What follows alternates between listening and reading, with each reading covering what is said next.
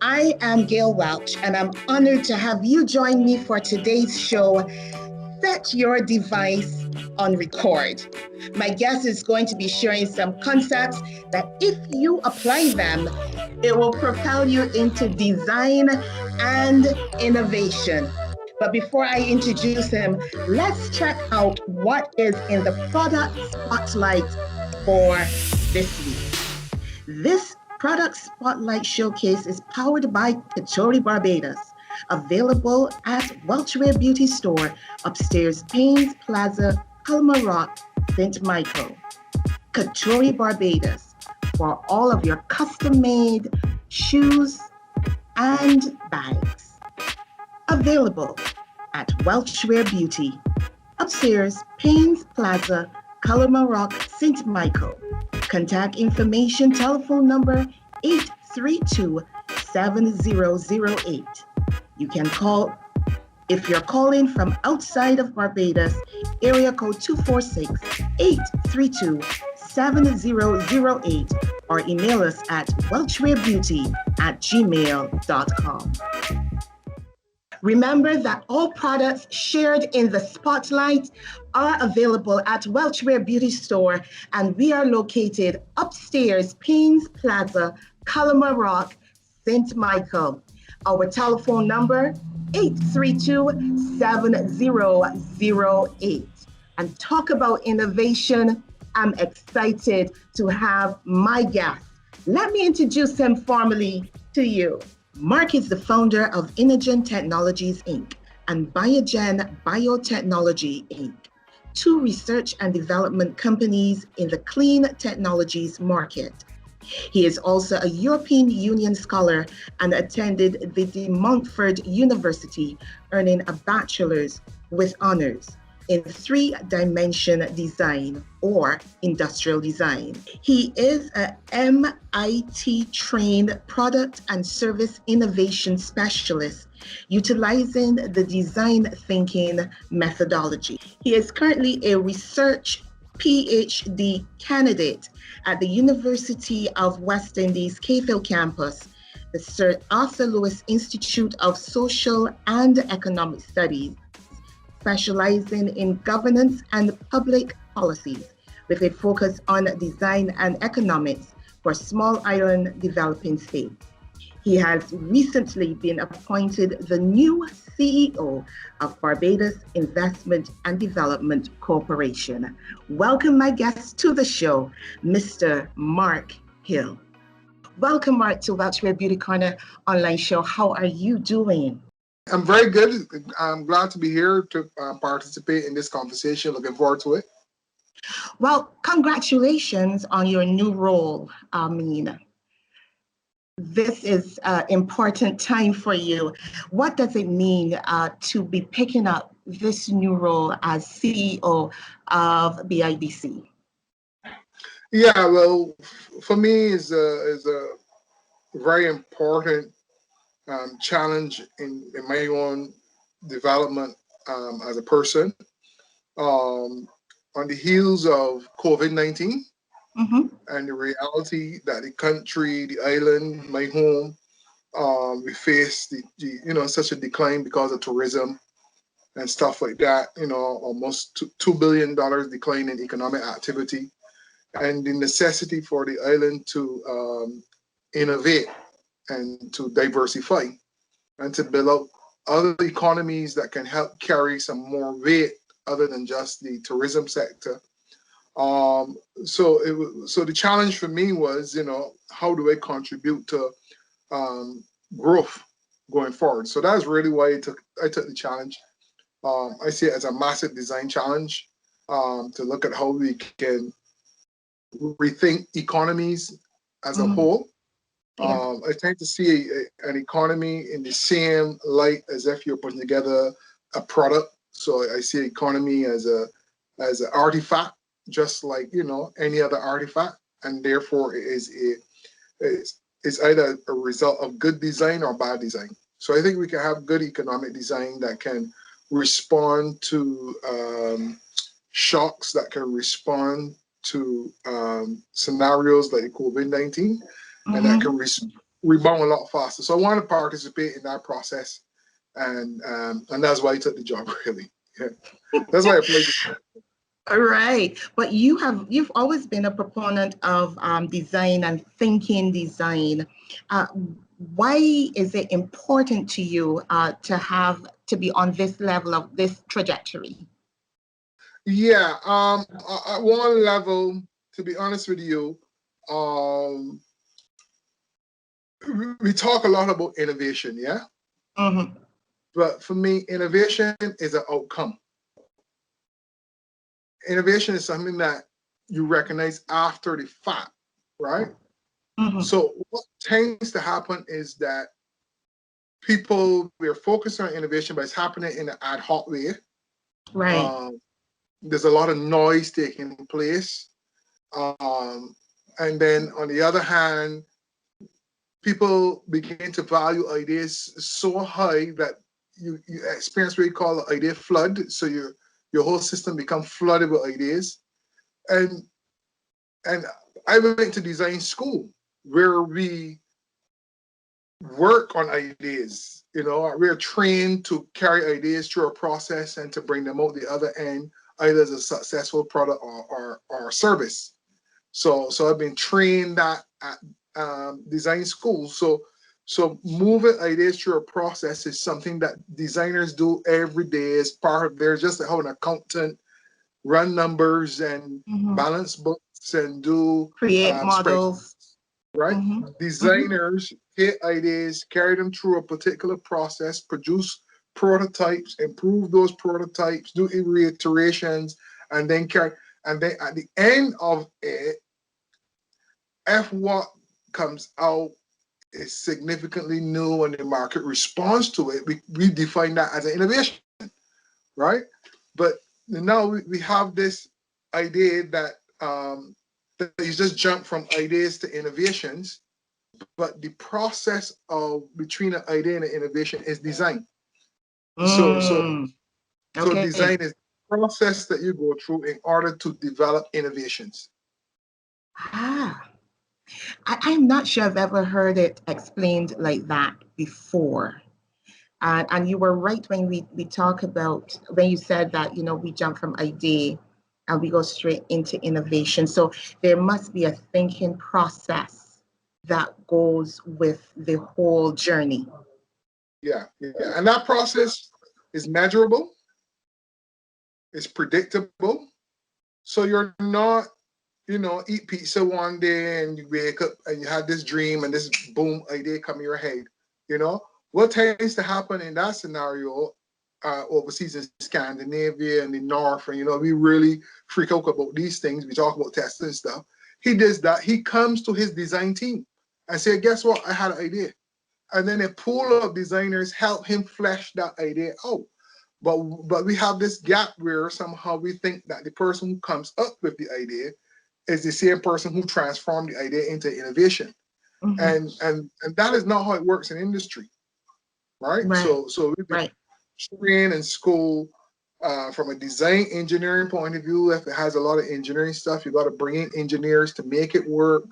And then you have to look at it, from all the different angles to ensure that it really is an innovation and not just a piece of art. That's a lot to grapple with, because that leads to another question, because so often we talk about entrepreneurship. And again, it seems as it's the same thing. You wake up with an idea and you overnight become an entrepreneur. Does entrepreneurship mirror innovation? Yeah, you see, again, design school. Entrepreneurs are people who take up a product that is marketable. Entrepreneurs don't just take up an idea. He takes up something, an innovation that can get into the market, and he hustles that thing through the market. And he transforms that innovation now into an enterprise. Right? So the entrepreneur might not necessarily be the person that actually does the innovation, but he has the guts he has the courage to say, see, I can make this innovation, I can turn this into a business success. And that's the entrepreneur. So, but we muddy up all these different things and we treat to them as though they are one, but they're not one. They're different functions, and different people are doing different things at different points in time. Right. Now that brings us right into the times that we are living in right now. We are going through a global pandemic, and overnight the world has changed. A number of the jobs that many people held onto are no longer there. How does thinking design, even now, help us to start to transition from what used to be into what can be? And also, how can we use what can be to help with the economies that we need to see to really be viable for the next 10 years? Yeah, so to deal with that question, you gotta start with three broad frameworks. Number one, is it real, right? Is there demand for this thing, right? Does it meet a real need? Is there desirability for this thing, or you got to start there. If there's no demand, there's no possibility of market being created and people showing that they're interested in buying this product or participating in this service. So you got to start with needs. What are the needs that are out there post COVID-19? What are the real needs? And then so that's the starting point. So and that is where design thinking begins. Empathizing with the fact that planet Earth is just going through a crisis. People are traumatic, people are hurting, and therefore, what are the real needs? Not what you think people want, because a lot of us make assumptions about what markets want, right? So you may come with an idea, you think it's a good idea. I already think it's a good idea. I think that if I mix aloe vera with chocolate, that people will really like this, and you run off and you do it. But then at the end of the day, you realize that the market just don't want to even taste chocolate. That's not our need. But you gone off, you buy stock, you mix your bottles, and you gone off and you put your product out there, and then the market, nobody buys, and then you say, oh, people don't want to support me, oh, the poor black man. But the reality is that you ran and you did something that it doesn't meet a need. Nobody was interested in it. So that's number one. Number two, you got to ask yourself the viability question. Can this be done? Does the technology exist to make this thing happen? Can it produce this thing at a scale? Is the technology out there to make this thing happen, to make this function? Is it feasible, right? So a great idea. Let me go and I want to do tablets. Okay, can you make tablets in Barbados? Are the components here? Do you have the engineers around that can put it together? Does the technology exist even for the type of tablet that you want? So you got to then look at it in that way, in the technical way, and then finally you got to look at it from a financial point of view. Is it worth it? So you got to ask, is it real? Can it win? Meaning, is the stuff out there, the systems, the technology out there, and three, is it worth it? If I spend $100 on doing this, am I going to make $200? Right. If it's not real, if it can't win, if it's not worth it, it simply is not an innovation. It may be a great idea, it may be a piece of art, you may do a one-off, maybe a portfolio piece, maybe something that you put in a journal, but it is not something that can go into the market and create wealth. Wow. That was just a process. And I think you just took us through what is design, what is innovation, and how to move from one stage to the next stage. When you started to think through the renewable energies area. I assume you went through a similar exercise in thinking it through the whole process of design when you were doing Inogen. How was that for you at that point in time? Well, again, at design school in Leicester, I went to design school in the era where the sustainability narrative began. Mm-hmm. So at my time in design school, we were shifting from polytechnics to science-based universities. So there was this shift in education in England, right? And sustainability was important. So using water-based finishes on your products, and that was, that. So when I went into school, we were schooling sustainability at the Montfort University. Mm-hmm. So so my exposure to solar technology was at Montfort University. My exposure to different sustainable systems, because that is what we did. And when I came back to Barbados, and before I even went off on my scholarship, there were two Irish designers that were working with IDC, and Industrial Development Corporation, which is now BIDC. Yeah, right. Which is now BIDC. I'm going back. That you're headed to. Right. So when they were in Pelican, that kind of was a Daniel Rod Chase that was in charge. So two Irish designers came down, and I was on the team with them that redesigned solar water heaters almost like 20 years ago. And these designs were fantastic. None of the manufacturers here actually made them, but these solar water heaters were like Star Trek type things that these guys came up with. So my exposure to renewable energy began with that whole submergence in sustainable design with the Irish designers, and then going to the Montfort with designing water pumps, different types of sunshades and stuff. But then coming back into Barbados and trying to find a space, my space in industry in Barbados. I work in the furniture sector for a while, trying to get them to focus on, sustainable finishes. I introduced things like MDF into the market, medium density fiber boards into the market, more rather than just using the mahogany, cutting down the good trees. So I kind of like moved the market away from, the mahogany furniture towards a more modern type appeal in terms of the local design stuff. And that whole sustainability thing was driving the thinking. And when I went and I worked with the World Cup project, I helped design the Kensington Oval, worked with the team there and stuff like that. And I came back into my own practice. I got back into the sustainability focus. So I started out by redesigning a new brand solar water heater that was running on vacuum tubes.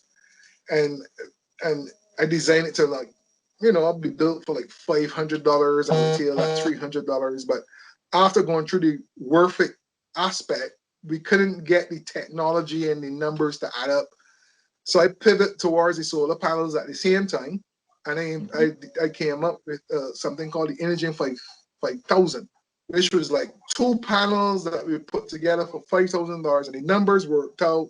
The technology worked out, introducing microinverters into the market.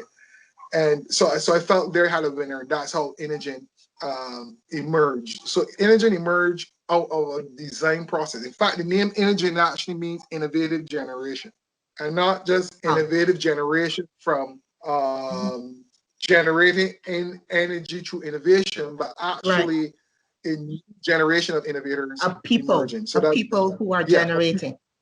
Yeah, so that's what Inogen meant. So so my function then was Chief Innovation Officer. So I go into the market, tropicalize ideas for Barbados, and then we had a CEO, Vancourt Rouse. He's more of the entrepreneurial CEO type. So then we became a team, and that team is what led to the success of Inogen. So that's why I say it's like, you gotta know that it's a us thing.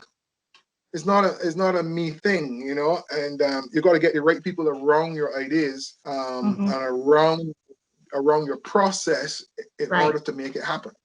Yeah, building your team is important, and you know, you've just emphasized it even more, that teamwork is critical for the success of an idea or an innovation. It's not just one person having the idea and doing everything. It requires a team at different levels to make it happen.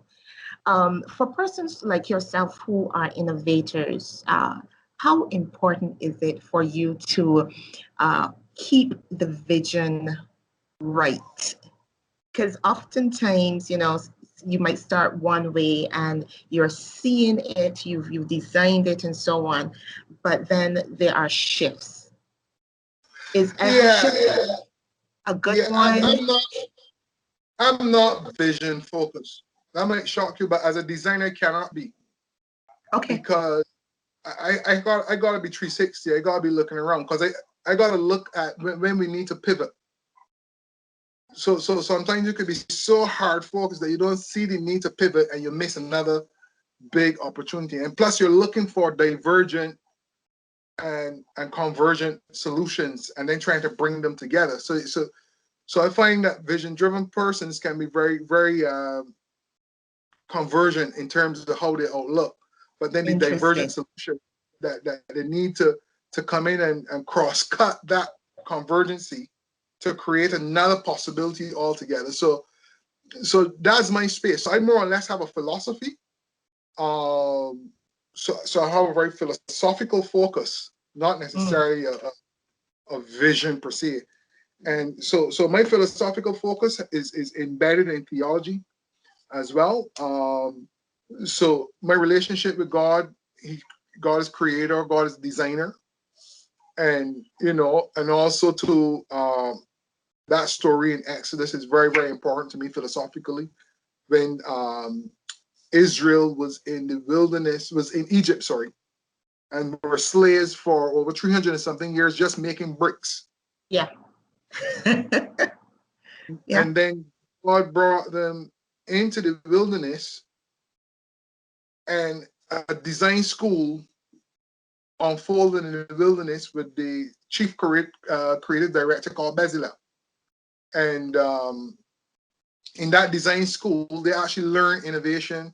They had to innovate a mobile temple that can move from one location to the next. They had to innovate, you know, so they invented mobility, and so much creative stuff was happening to these people that were making bricks with straw. With straw, yeah. Right? No mortar. No, yeah. And then to come now and to be creating perfumes and jewelry and all kind of fabrics and textiles. So that text shows how, you know, that if you're going to transition a slave people, of people who experience slavery, that they must have a design education. So for me, philosophically, that really underscore how we in the Caribbean, with our own slavery past, slavery experience, making our own bricks and straws and stuff like that, how we need a design education and not just a administrative education, right?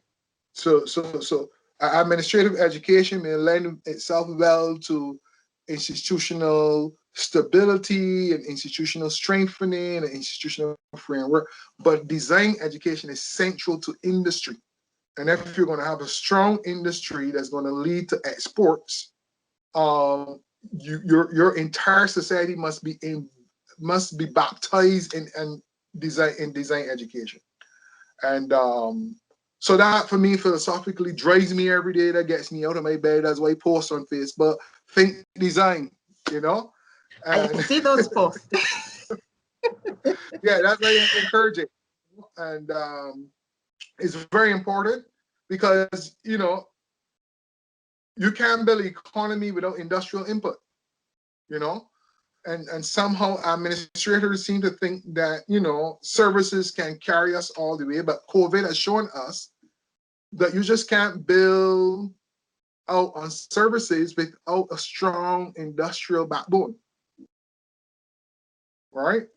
And despite the fact that, you know, tourism was down, the reality is that we still exported 300 million, over 300 million, 360 million actually, in exports during this window.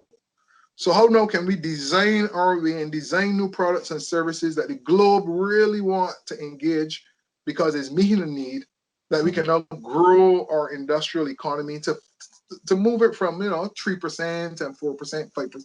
Let us think be 15% of our GDP, not just these little numbers. Let it make a real significant contribution. Let it get to 1.5 billion or so. Yeah, that equates to 15% of GDP. And that's the reality. So that's what drives me. That's what gets me up, and working on renewable energy as a start point in terms of how do we drive the cost down to make things cheaper, so that we can do more value creation. Yeah. So philosophically stuff, not just I get point A to point B and therefore this is the track that I'm going. I don't operate like that. Yeah. I don't want to stop. This conversation is good. I have one more question to ask as we are winding down our session. As you prepare to go into the office of CEO, what will be your first? What will be the first thing you'll do as CEO of BIDC? Well, the first thing I've done. Yeah. Well. Yeah. Well, you know, I just try to foster collaboration first. You know, because just try to send out some information based on empathy. You know, so the first thing is to really help the team there really come to grips with the needs that we need to address. Yeah. Right. And what's so what's the needs? Here's this country in the Atlantic Ocean with this massive EEZ exclusive economic zone of water around it that is 400 times the size of its actual landmass, 70,000 square kilometers of ocean, and primarily on an island that has the capacity to grow only biological resources, and then a high level of people and youth unemployed. Yeah, so how do we create new solutions that meet those needs? I learned a lot, and I just want to wish you the very best. I believe that the nation is ready for someone like you to really push design and to the whole concept of thinking design, especially where we are coming out of a global pandemic. We have to now start to look beyond being stuck and find our place or position ourselves in the world that is ready for persons to position themselves. You know, so I just, huh? Yeah, absolutely. Yeah. For example, especially food design, because, you know, we're taking agricultural goods and stuff like that. This is the low hanging fruit, and we turn it into product, but it's ugly.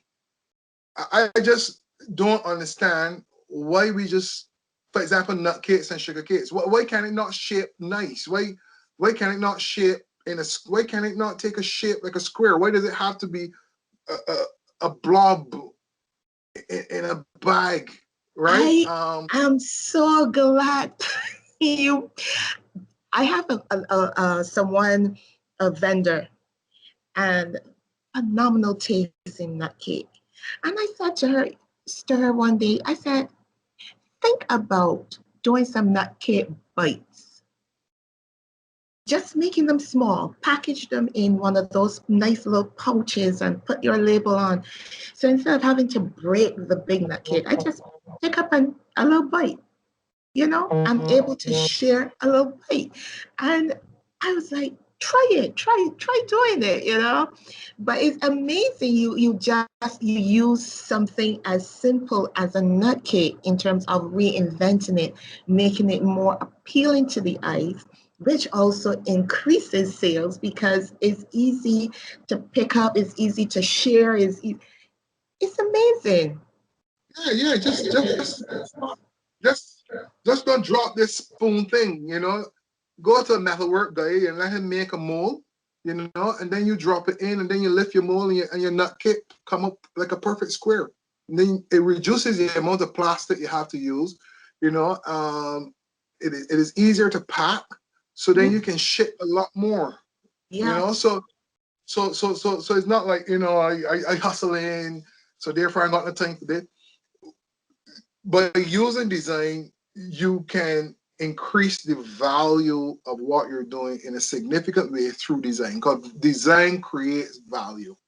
And that's my thing there. And that's a perfect note to end on. Design creates value. I would not forget that. Design creates value. Mark Hill, thank you so much. We look forward to you really taking that chair at the Barbados Investment and Development Corporation, and for an explosion of thinking design to really sweep this nation and really engage our young people, and not just the young people, but people in general, all of our citizens, to start to think different and see what they can come up with. And see what they can come up with. I believe it's going to be tremendous. So Mark, thank you so much for stopping by, and we wish you the very, very best. All of God's blessings, his wisdom, his strength as you go and you lead this nation thinking and doing design and innovation. Thanks, Mark. God bless you. God bless you. Well, that has been another edition of Welchwear Beauty Corner. My guest, phenomenal conversation, Mr. Mark Hill. He is going to be picking up the chairmanship of the CEO, he's going to be the CEO of the Barbados Investment and Development Corporation here in Barbados. And as you heard, he is already thinking ahead and ready to move our nation by moving people with empathy. And you would have heard him talk about doing it with empathy to their better self. So we are looking forward to what will be coming out of the Barbados Investment and Development Corporation. I am very inspired by my conversation with Mr. Mark Hill, the new CEO of Barbados Investment and Development Corporation. We're going to take a break, so don't you go anywhere. We'll be right back after this message.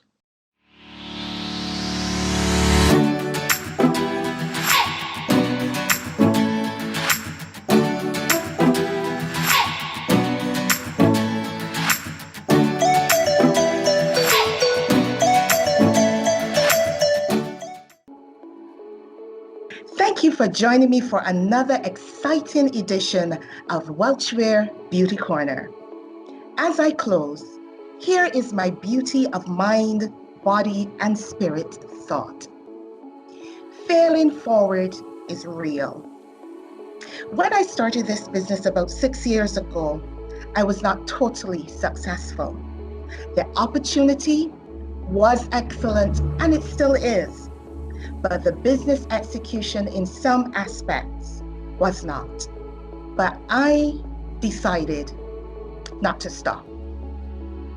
Oftentimes, people are obsessed with success. I prefer to search for the scars. Why? Because the scars tell the story that leads to the success you are seeing. So don't stop. Keep going, and you will make it. I'm Gail Welch, and once again, thank you for joining me for another edition of Welchwear Beauty Corner, and I look forward to having you right here in the corner for our April edition. God bless.